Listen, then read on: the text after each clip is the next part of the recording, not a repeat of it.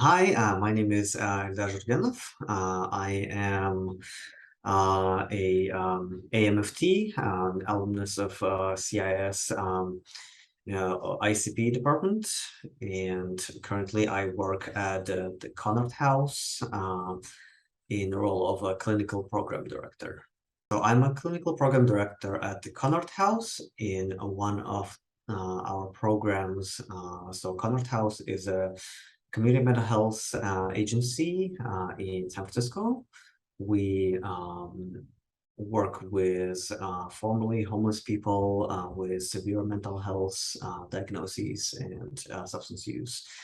And we offer supportive housing to these people and case management and specialty mental health services. And I supervise one of our supportive housing hotels, several hotels in Tenderloin. It's called the Midori Hotel. So I work with the residents, clients at this building and supervise several case managers.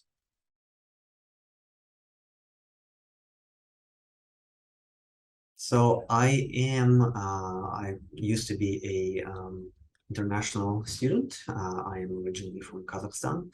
So when I applied for CIIS, I came here on a student visa, F1 student visa. After graduation, well, before graduation, I applied for OPT, optional professional training, which gives an option for foreign students to have a year to work in the field, and that you're going to get extension of your student visa, and you are able to work in a profession that you graduated in. So I started looking for work, and the option, I couldn't really go into private practice and direction because most private practice places are unable to sponsor for work visas. And so basically I was left with an option of trying to get a community mental health position in like an agency. I interviewed in several places, and I was hired into Connaught House as a case manager. And they agreed to sponsor me for a work visa. And after about 6 months working there, I was promoted to the program director. I successfully got the work visa. I worked there for 3 years. This year we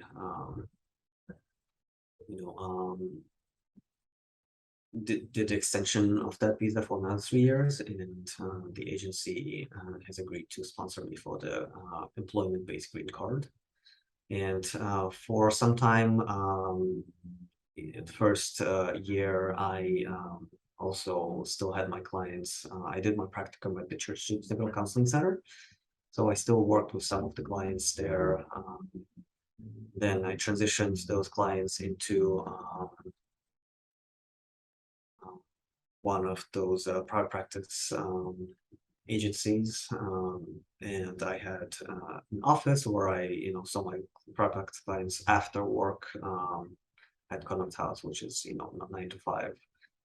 And then, but after I was promoted to program director, it kind of became too much, so I had to close my practice and transfer my clients. And on a work visa, you're not really allowed to have any other types of employment or income. So I had to just settle in working at Connaught House and close my private practice.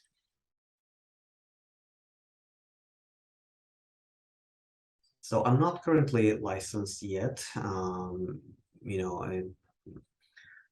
still a registered AMFT. The company provides supervision for me in hours. Current health, you can get a lot of hours in community mental health. The only problem is that our agency, we work with adult individuals. So it's difficult to get any child or couple hours. I gathered some couple hours while I did my practicum at Church Street, but because of the restrictions of the work visas, and because we're not allowed to have any kind of like second job, and finding any job that is, you know, in any agency that is capable or wants to deal with sponsoring someone for a work visa, which is a really difficult and complicated process and expensive for them. So I had to kind of, just I like working here, but because I can't get hours, I kind of stalled in this process.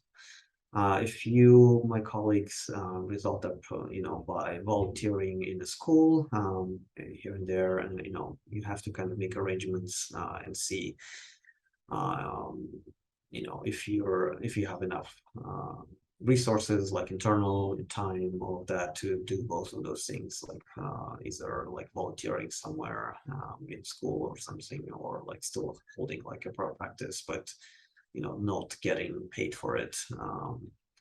So it's a process. It's complicated. For now, I decided to focus on my job here and kind of figure out getting the rest of my kit in a couple hours a bit later. So I'm kind of stalled in that right now.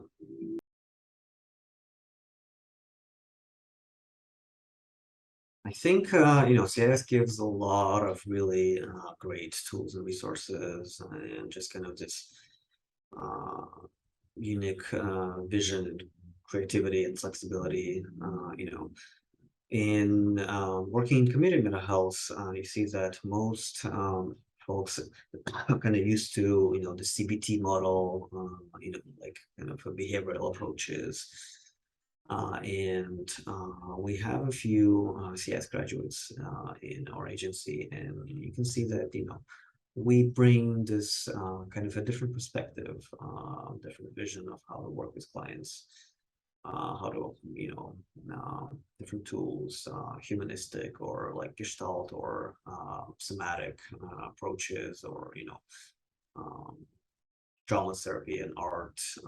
We have and had graduates from all of those programs, and you can see that it really brings this the like great diversity of approaches, of styles, and I think that's great. I think we need more of that in the community mental health area.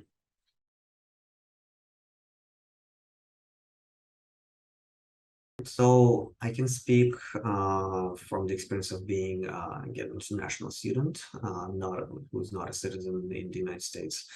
And the challenges, of course, is like, what do you do? Do you stay in the United States and try to, find work and experience here, or you go back to your home country and, try to establish a career there? And I was faced with that choice, and I decided to give it a try. And of course, finding a company or agency that wants or even has resources to sponsor for a visa is very challenging. There are only few of agencies in San Francisco that want to do that and know how to do that. And even then, it is unfortunately a lottery. So there is it's a chance you might not get a visa, even if you did everything correctly, all the application and everything. So and then you finish your OPT and then you go home. And we had to say goodbye to a few really good, clinicians throughout these years. I was lucky. So, and another challenge is, of course, once you work, you are tied to that job. It is possible theoretically to transfer the visa to a different employer, but that is a very complicated and costly process, and not everyone wants to deal with that.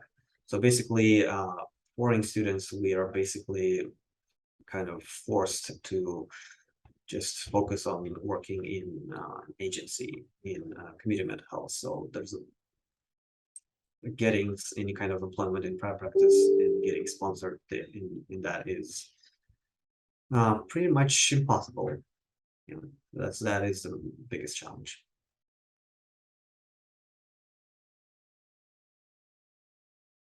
My advice would be, be try to be flexible and get out of the comfort zone. The kind of I guess CIS, especially if you are from ICP and you did your practicum in one of the clinics, CIS clinics, like Church Street or Pierce Street or Golden Gate Street, which are, really great places and give a lot of really good, knowledge and experience on how to work with clients. But it kind of makes us predisposed into working in private practice.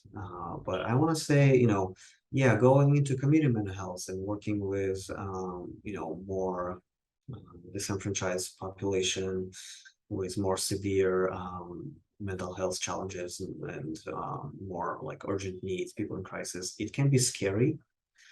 And I can understand people who just, like, no, I do, private practice. It gives us the ability to kind of choose the clients we work with, choose the population. Where in community mental health, you just deal with, what is, and you have to work within this very dysfunctional system, of course, and see a lot of suffering. And it's a very challenging work, but it is also can be very rewarding work. And it gives a very valuable experience. I think after a few years working in community mental health, you're ready for everything. I remember when I still saw a few of my private practice clients in the first year working here. I noticed the difference. You just go there and it's so easy. Compared, like, you just kind of like on autopilot after like a whole day dealing with crises and like psychosis and all of that, and then you go and see clients with very real problems. But the problems are like, oh, I'm having arguments with my partner, or I'm having trouble at work. And it gives you perspective into like human different human lives. You see different lives, different levels of functioning, different levels of suffering. And you can learn a lot. So I think it can be a valuable experience. So I want to encourage folks to not be afraid to step out of the comfort zone and kind of risk and try working in community mental health.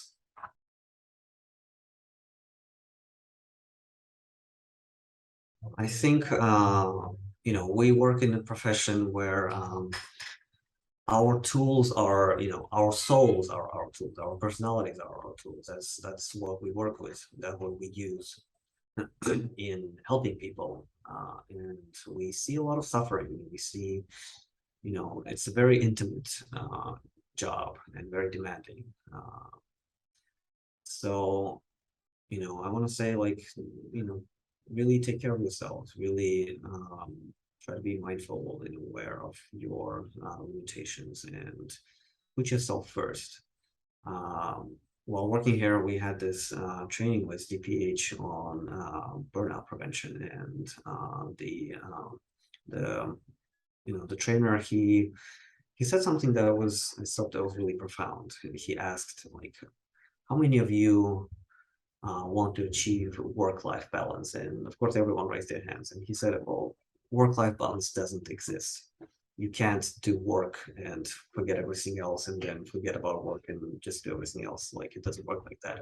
It's like your life is, is a gestalt, it's one whole. So you can't divide it. You will think about work when you're not at work, and you will still have your own personal problems while you're at work. So um, it's a every day, every hour, every minute kind of work to kind of try to keep that balance, and trying to really be mindful of your own needs, to try to be mindful of not pushing yourself too much, while also staying present and trying to like really work hard to help people. Because if we burn out, then who's going to help us, right? To help others, we need first, really show like love and compassion to ourselves. Yeah.